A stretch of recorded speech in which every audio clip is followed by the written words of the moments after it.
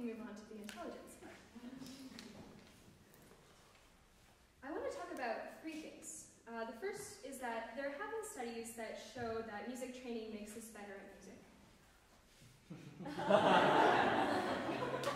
I'll give examples in terms of the brain. Music training does make us more intelligent. For some studies show that as well. And we do not really have any good measures yet of music's effect on empathy and emoting. There's always the question of whether someone is drawn to the music because he likes to emote, or whether music makes him better to emote, or both. So one, music training makes us better at music. Numerous studies have shown increased gray matter, which is brain matter not made up of axons, in a few parts of the brain. These include the sensory strip here and the motor strip.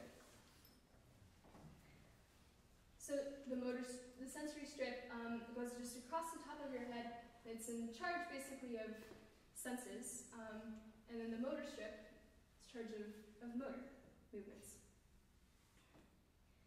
One study showed that violinists had a larger amount of brain volume in the area controlling the left fingers than in the area controlling the right fingers, which makes sense because you're moving your fingers, whereas with violin, you're just moving your wrist with your right hand. And that is here in the motor and sensory strip on the right hemisphere, because that controls the left side of the body. So in these areas again. Additionally, the right strip controlling the left fingers had greater volume in violinists than in pianists. Now the motor and sensory strips have sections devoted to particular body parts. So this, if you haven't seen it, is called the homunculus. Yeah, so this is scary. So this is the motor cortex, and this strip, imagine that's the brain part I just showed you. So you can see here that means that much area of brain that's devoted to your thumb and your fingers, that much to your vocalization. I think vocalization goes from here to here. It's a lot. Your eyes, neck, and then here's the sensory strip. A lot of sense in our lips and tongue, pharynx. I don't think I've ever felt anything in my pharynx.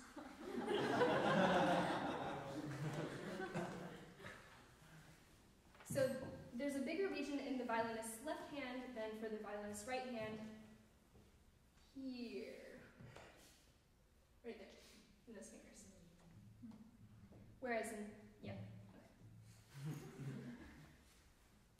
So that's the first thing. And then, secondly, studies have shown that music training does enhance intelligence as compared with certain control groups.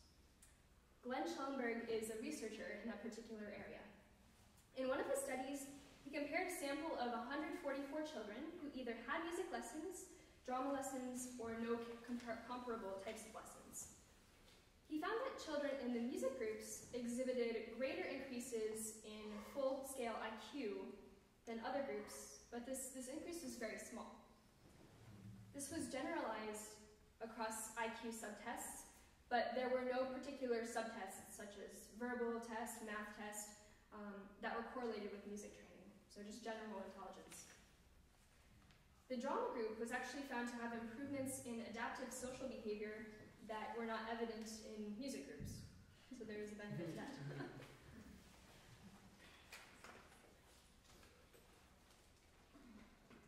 In another study, 147 6 to 7-year-olds, 6 to 11-year-olds were tested for IQ, with family income, involvement in non-musical activities, etc. held constant. The only thing that was different was one group's involvement in musical training. And this music group showed higher overall IQ increase over a period of time. However, as in the other experiment, there was no evidence that musical involvement had stronger connections with other aspects of cognitive ability, like verbal or temporal spatial abilities. Interestingly, this seemed to carry through even into the children's undergraduate years. So formal music training in childhood affects IQ very slightly, but it is long-lasting. So again, this is a very slight effect. Lastly, we don't know much about how childhood music training affects empathy and social behavior.